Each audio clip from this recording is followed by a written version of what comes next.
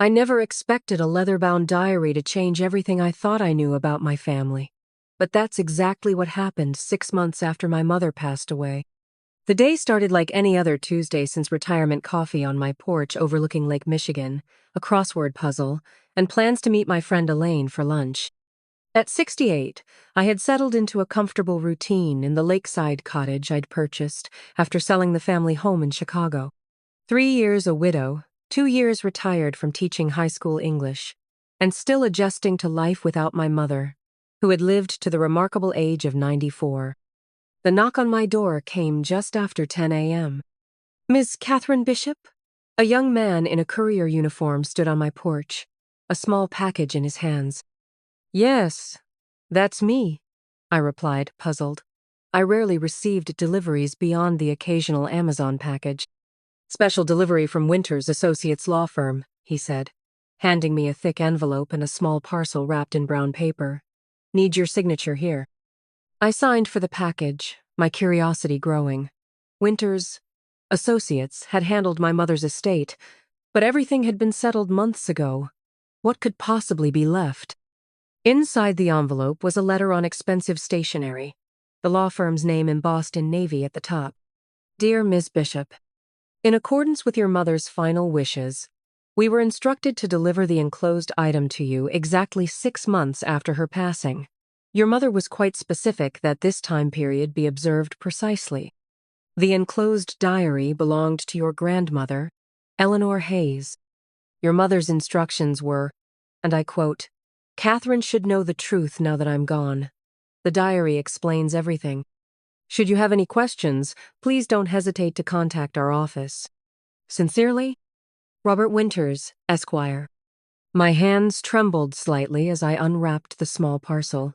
Inside was a leather-bound book, its cover cracked with age, the pages yellowed and fragile. A thin red ribbon marked a place about halfway through. I sat down at my kitchen table, running my fingers over the cover. My grandmother Eleanor had died when I was just 8 years old.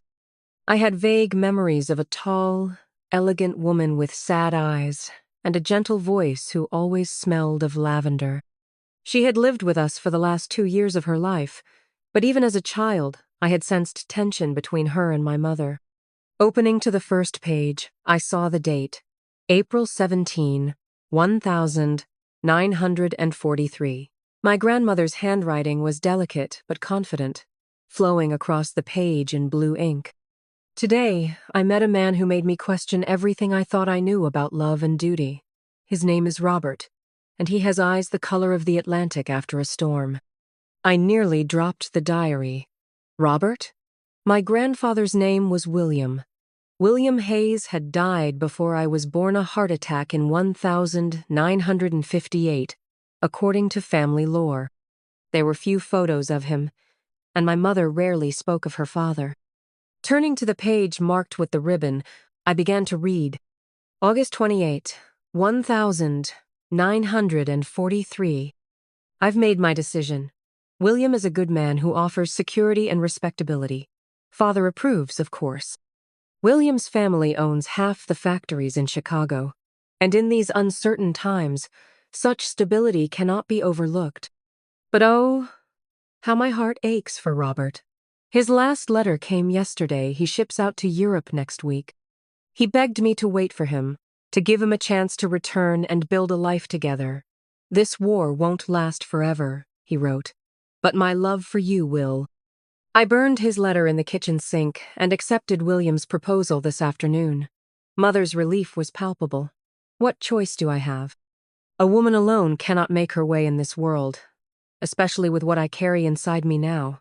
This child will have a name, a future, a father even if he is not the one who helped create it. God forgive me for the lies that will form the foundation of this marriage. I pray that love will grow where now there is only practical necessity. I gasped, my heart pounding. The implication was clear. My grandmother had been pregnant when she married William Hayes. And the father was not her husband, but this mysterious Robert, which meant William Hayes was not my mother's biological father, which meant he was not my biological grandfather. For a moment, I couldn't breathe. 68 years of family history suddenly felt like quicksand beneath my feet. Who was Robert? Did my mother know? Is this why there had been such tension between them? I returned to the beginning of the diary and began to read in earnest lunch with Elaine, completely forgotten. The story that unfolded was both commonplace and heartbreaking. Eleanor Hayes, née Parker, had been 21 in 1943, working as a secretary at a military administrative office in Chicago, while most young men were overseas fighting. Robert Lawson was a lieutenant awaiting deployment, temporarily assigned to the same office for 3 months. Their affair was intense and brief. When Robert received his orders to ship out, Eleanor discovered she was pregnant. In an era when unwed motherhood meant social ruin, she accepted the proposal of William Hayes, the son of a local industrialist who had been pursuing her for months. William had been rejected for military service due to a heart murmur and was one of the few eligible men still in Chicago. They married quickly, and my mother, Claire, was born 7 months later, small but healthy. Her arrival explained away as premature. William never questioned that the child was his, or if he did, he never said so. According to the diary, he was a kind but distant husband and father, often away on business. The phone rang, startling me out of 1944. It was Elaine. "Catherine, are you all right? I've been waiting at the cafe for 45 minutes. "Oh God, Elaine, I'm so sorry," I said, disoriented. "Something's come up, a family matter. Can I call you later?"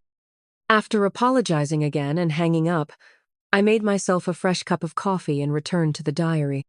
The entries grew more sporadic after my mother's birth, filled with the mundane details of life as a young mother and society wife. Eleanor wrote of her attempts to be a good wife to William, of her guilt that overshadowed moments of contentment. Then came an entry from October 1946 that made my heart stop. "Robert came to the house today. I opened the door and nearly fainted at the sight of him in civilian clothes, standing on my porch with hat in hand as if he were coming to call in normal times, in a normal world. He's been back from Europe for 3 months, he said. He found my address through mutual acquaintances. William was at work. Claire was napping upstairs. I should have closed the door immediately, but I couldn't. Those eyes, still the color of a stormy Atlantic, looked at me with such hope and love that for a moment I was 21 again, with the world of possibilities before me. "Is it true you have a daughter?" he asked. Something in his expression told me he already suspected the truth. I nodded, unable to speak. "Is she mine, Eleanor?" I told him no. I lied to the man I have never stopped loving. Lied to protect the life I've built, the vows I've made. He didn't believe me, I saw it in his eyes, but he respected my answer. He placed a small package in my hands, tipped his hat, and walked away. I watched from the window as he got into his car and drove out of my life for the second time. The package contained a silver locket with his picture inside, and an inscription. What might have been is still with me. Always are. I've hidden it in my sewing box where William will never look. Tears streamed down my face as I turned the page. But the next entry wasn't until Christmas 1946, with no further mention of Robert's visit. I read on, through years of quiet desperation as Eleanor raised my mother, maintained her marriage, and kept her secrets. In 1958, William died suddenly of a heart attack, just as I'd always been told. What I hadn't known was what followed, revealed in an entry from late that year. "I've written to Robert. After all these years, with William gone, perhaps there's a chance for truth, for the love we were denied. Claire is 15 now, nearly grown. Would it be so terrible for her to know her real father? To give her the chance to know the man whose smile I see in her every day?" The next entry, dated 3 weeks later, was tear-stained and barely legible. My letter was returned today. "Recipient deceased," stamped in harsh red letters across the envelope. I called a friend with connections who could make discreet inquiries. Robert died 2 years ago in a car accident in California. He never married. He was alone. I am too late. Always, always too late. The diary ended shortly after that entry. The remaining pages were blank. as if Eleanor had lost the will to continue recording her thoughts after learning of Robert's death. I closed the diary, my mind reeling. The revelation explained so much about my family, my mother's strained relationship with her mother, Eleanor's sadness that seemed to permeate my childhood memories of her. But why had my mother kept this secret, only to reveal it 6 months after her death? And what was I supposed to do with this information now? As if in answer, I noticed something I'd overlooked: a small envelope tucked into the back cover of the diary. Inside was a folded piece of notepaper in my mother's familiar handwriting, and something small and metallic that tumbled into my palm. A silver locket. The locket was tarnished but still beautiful, its oval shape adorned with an intricate floral pattern. My hands trembled as I prized it open. On one side was a faded photograph of a handsome young man in military uniform, his eyes crinkled at the corners as if he were trying not to smile too broadly for the formal portrait. On the other side, the inscription was still legible. What might have been is still with me. Always are. I stared at the face of the man who was, biologically, my grandfather, Robert Lawson. I could see my mother in his features, the same determined chin, the same slight asymmetry to the smile. And if I was being honest, I could see myself as well. Setting the locket carefully on the table, I unfolded my mother's note. My dearest Catherine, if you're reading this, then I've finally found the courage in death that I lacked in life. The diary will have told you the truth about my father. I've known since I was 16, when I found this very diary and confronted my mother. It caused a rift between us that never fully healed, not because of her affair or my true parentage, but because she had denied me the chance to know Robert Lawson while he was alive. I was angry for so many years. I mourned a man I never met. I resented William Hayes, who had been nothing but kind to me, simply because he wasn't my blood. I blamed my mother for her choices, never considering the impossible situation she faced as a young woman in that era. It took becoming a mother myself to understand the impossible choices women sometimes make for their children. It took losing your father to understand what real grief feels like, separate from the abstract mourning of what might have been. I'm leaving you the diary and the locket because you deserve to know your true history, but also because I hope you'll do what I couldn't forgive Eleanor completely: understand her without judgment. And perhaps, if you're curious enough, find out more about Robert Lawson. I never had the courage to dig deeper, afraid of what else I might discover that would complicate my already complex feelings. I'm sorry for keeping this from you all these years. Some secrets become so familiar that revealing them feels more dangerous than maintaining them. Know that I love you, that Eleanor loved me, and that from what little I know, Robert Lawson would have loved us both had he been given the chance. All my love. Mom? I sat in stunned silence, the letter in one hand, the locket in the other. Outside, the waters of Lake Michigan lapped gently at the shore, the afternoon sun casting diamonds across its surface. The world continued, unchanged by revelations that had just altered the very foundation of my identity. My first instinct was to call my son, Michael, who lived in Seattle with his wife and my 2 grandchildren. But what would I say? Hello, dear. Just letting you know our family history is based on a lie, and our bloodline isn't what we thought. Instead, I made another cup of coffee and did what I'd done my entire professional life. When faced with complex information, I took notes.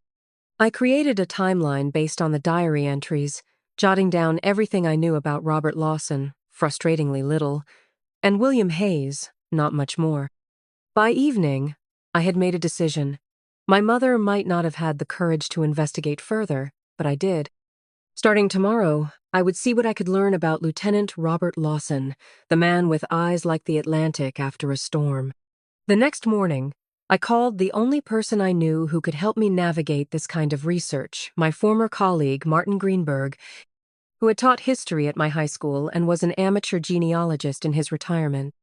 Military records are a good place to start, Martin advised after I'd explained my situation, keeping certain emotional details vague, especially from World War II. And if he was from Chicago originally, there might be local records as well. Do you know his full name and birth date? I didn't, but the diary mentioned he was roughly the same age as my grandmother, placing his birth around 1922. It wasn't much to go on, but Martin seemed undaunted by the challenge. "Leave it with me," he said. "I'll see what I can find. And Catherine, I'm sorry about this shock, but try to remember that families are complicated. Whatever you discover doesn't change who you are." Over the next few weeks, with Martin's help, pieces of Robert Lawson's life came into focus. He had indeed been born in Chicago in 1921, the second son of a mathematics professor and a kindergarten teacher. He had attended Northwestern University for 2 years before enlisting after Pearl Harbor. His military record was exemplaria Purple Heart for wounds received in France in 1944, promotion to captain before his discharge in 1945. After the war, he had moved to California and worked as an engineer for an aerospace company. He had never married and had no known children except, of course, for my mother. As the diary revealed, he had died in 1956 in a car accident on the Pacific Coast Highway. He was only 35 years old. "There's something else," Martin told me during one of our research sessions at his home office. "I found a connection to someone who might still be alive, Robert's younger brother's daughter. Your first cousin once removed, I suppose. Her name is Patricia Lawson Reed. She lives in Phoenix." My heart raced at this news. A living relative from Robert's family, someone who might have known him personally, who might even have photographs or stories to share. "Do you think I should contact her?" I asked, uncertain of the protocol for revealing long-hidden family secrets to strangers. Martin considered the question. "If it were me, I'd want to know I had family out there. But proceed gently. This could be as much of a shock to her as it was to you." That night, I drafted and redrafted an email to Patricia Lawson Reed at least a dozen times. How do you introduce yourself to someone as the granddaughter of their uncle's secret love child? In the end, I opted for directness combined with sensitivity. "Dear Miss Reed, my name is Catherine Bishop. I recently discovered through a family diary that your uncle, Robert Lawson, was my mother's biological father. This was unknown to me until 6 months ago when I received my grandmother's diary after my mother's passing.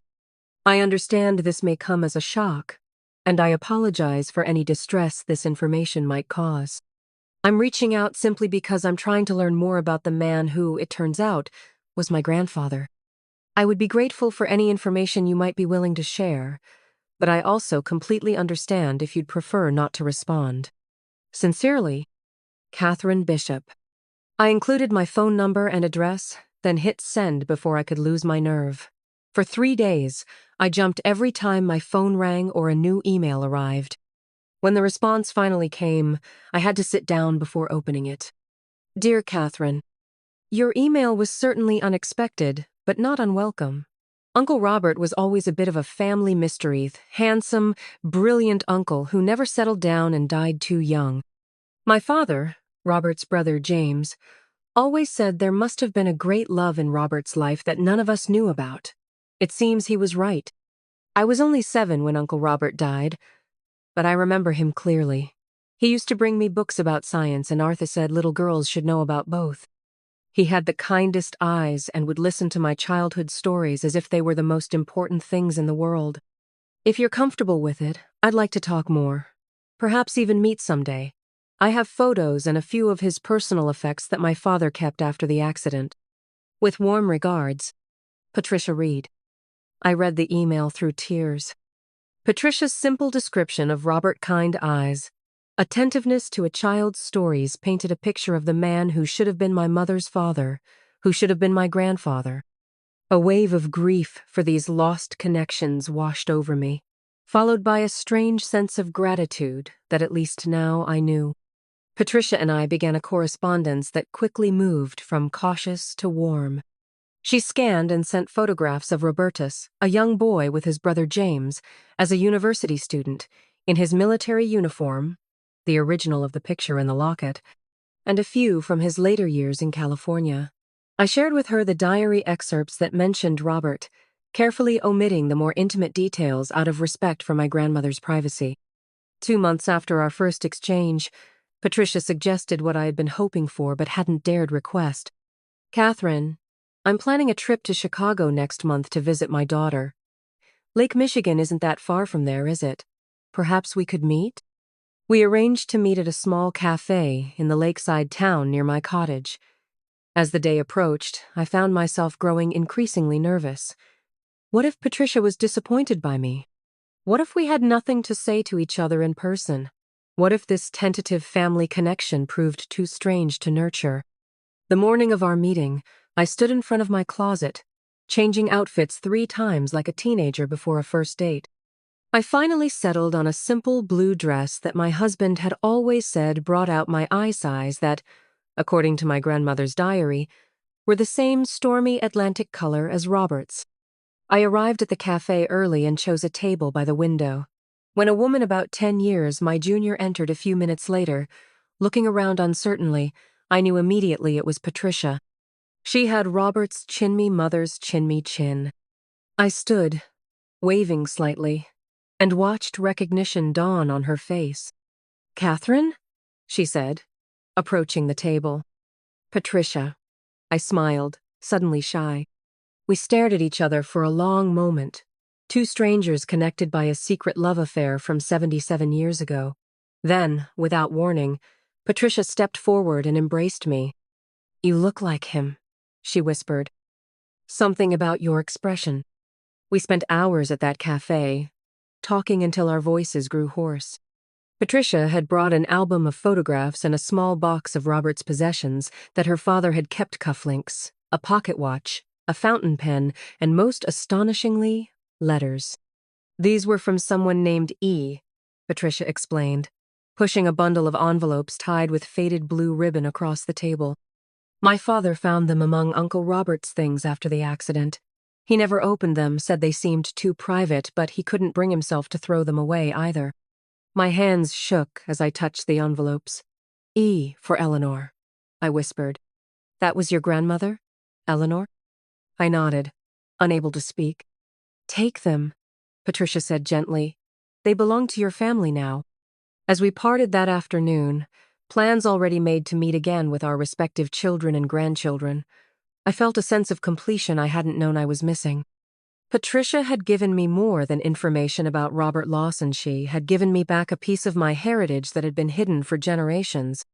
That night, alone in my cottage with a glass of wine for courage, I carefully untied the blue ribbon binding Eleanor's letters to Robert.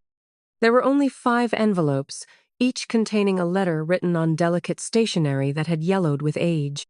They spanned from 1,946 to 1,954 years, when my grandmother was still married to William Hayes. The first was dated October 1946, apparently written just after Robert's visit to her home. "My dearest R, your appearance today was both the greatest joy and deepest sorrow I have experienced since we parted 3 years ago. To see you standing there, alive and whole when so many never returned, filled my heart with gratitude even as it broke with the knowledge of what cannot be. The locket is more precious to me than I can express. I will treasure it always, though I can never wear it openly. You asked a question today that I answered with a lie. The truth is written in her eyes, the same storm-tossed blue as yours. Yes, she is yours in blood, though another man has given her his name and protection. Please do not think I kept this from you out of cruelty. I made my choice when I believed you might never return from war, when an unmarried mother faced consequences too dire to contemplate. By the time I learned you had survived, the die was cast. I beg you not to contact me again, not because I do not wish it with every fiber of my being, but because I have made vows I cannot break without destroying an innocent man and confusing our daughter. Perhaps someday, when she is grown, circumstances may change. Until then, know that what we shared burns eternal in my memory.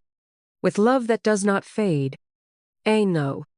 The second letter was dated 2 years later, in 1948. R. I saw you yesterday on Michigan Avenue.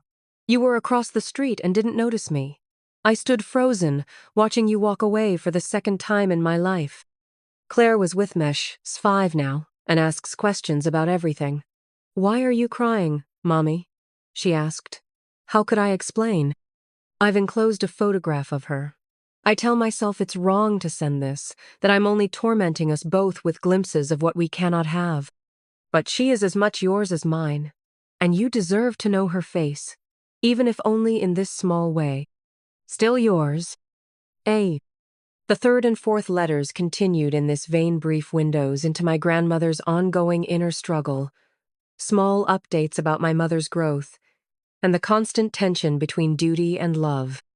The fifth letter, from 1954, was different in tone. My dear Robert, it has been nearly a year since my last letter, a year of changes and difficult revelations. William has been ill. The doctors speak of his heart, of how it has been weakened for years by the very condition that kept him from service. They do not expect him to live much longer. I am filled with guilt at the relief this news brought me, however momentary. What kind of woman feels liberation at the thought of her husband's death? Only one who has lived a lie for so long that truth seems like a foreign country, glimpsed across an uncrossable border. Claire is 11 now and shows such intelligence and spirit. Sometimes I see glimpses of you in her determination, in the way she questions everything rather than accepting what she's told. William loves her dearly and has been a good father in all the ways that matter day to day. Yet I cannot help wondering how she might have flourished with your scientific mind to guide her curiosity. I know it's wrong to think of futures that may never come to pass, but as William weakens, I find myself imagining a different life. One where, when an appropriate time has passed, there might be space for honesty, for us. Perhaps this is just a fantasy. Perhaps you have built a life so complete that there is no room for ghosts from the past. But if there is any chance that you have waited as I have, please let me know. A single word would be enough. Always, Eleanor. This letter, unlike the others, had been opened and read, judging by the careful creases. It was the only one where my grandmother had signed her full name rather than just her initial. Had Robert responded? Had they begun to plan a future together before his sudden death in 1956? I stayed up half the night, reading and rereading the letters, trying to imagine my proper, reserved grandmother leading this double, liftedful wife and mother on the surface, burning with a love she couldn't express beneath. I thought about the weight of living with such a significant secret, the constant fear of discovery, the moments of despair when the path not taken must have seemed so much brighter. The next morning, over coffee, I called my son Michael in Seattle. Mom, everything okay? It's pretty early there, he answered, concern in his voice. Everything's fine, I assured him. Better than fine, actually. But I have a rather extraordinary family story to share with you. Over the next hour, I told my son everything about the diary, about Robert and Eleanor, about Patricia, about how his own family history was different than we had always believed. There was silence on the line when I finished. Michael, are you still there? I'm here, Mom. Just processing. It's like something from a movie. I know, I agreed. I've had the same thought myself. So this Robert Lawson, he's my great-grandfather? Biologically speaking, yes. He was quiet for another moment. You know what I keep thinking about? All those medical forms I've filled out over the years, listing William Hayes's heart condition as part of our family history. I hadn't even considered that practical aspect. I suppose your medical history is different than we thought. It's not just that, Michael continued. It's the idea that we're partly made up of someone none of us ever knew. This stranger whose blood runs in our veins. He paused.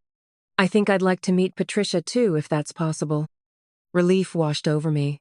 I hadn't realized how worried I'd been about my son's reaction, about whether he would embrace this new branch of our family tree. She'd like that, I told him. She's actually suggested a family gathering here at the lake this summer. Her children and grandchildren want to meet us too. After talking with Michael, I felt the need to visit my mother's grave. The small cemetery was just outside town, overlooking the lake she had loved. I brought fresh flowers and sat on the bench near her headstone. I understand now, Mom, I said softly to the quiet air. Why you couldn't tell me while you were alive. Why you needed to be gone before this truth came to light. A gentle breeze rustled the trees overhead. I imagined it was her acknowledgement, her approval of the connections I was forging with our newfound family. As I walked back to my car, I realized I was carrying the silver locket in my pocket, as I had taken to doing in recent weeks. I took it out, opening it to look once more at Robert's face, the face of the grandfather I had never known. On impulse, I fastened the chain around my neck. It was time for this treasure to be worn in the sunlight, no longer hidden away with secrets and regrets. Eleanor and Robert's love had been forced into shadows, but the legacy of that love the family it had created could now exist in the open. That summer, my lakeside cottage hosted a gathering unlike any other two branches of a family tree, separated for 77 years, coming together at last. Patricia and her 3 children, their spouses, and 5 grandchildren, Michael, his wife, and their 2 teenagers, cousins meeting cousins for the first time, discovering shared traits and mannerisms that transcended the separation of generations. We shared stories and photographs, building bridges across the chasm of time and secrecy. Patricia's oldest son, a professor like his great-grandfather, had Robert's analytical mind. My granddaughter Emma had the same artistic talent as Robert's mother. Connection after connection emerged, drawing the invisible lines of heredity that had always existed, merely waiting to be acknowledged. As dusk fell on the final evening of our gathering, I stood on the porch watching the younger generation playing a noisy game of charades on the lawn, while the adults chatted in clusters nearby. Patricia joined me, 2 glasses of wine in hand. "I think they would be pleased," she said, nodding toward the laughing group.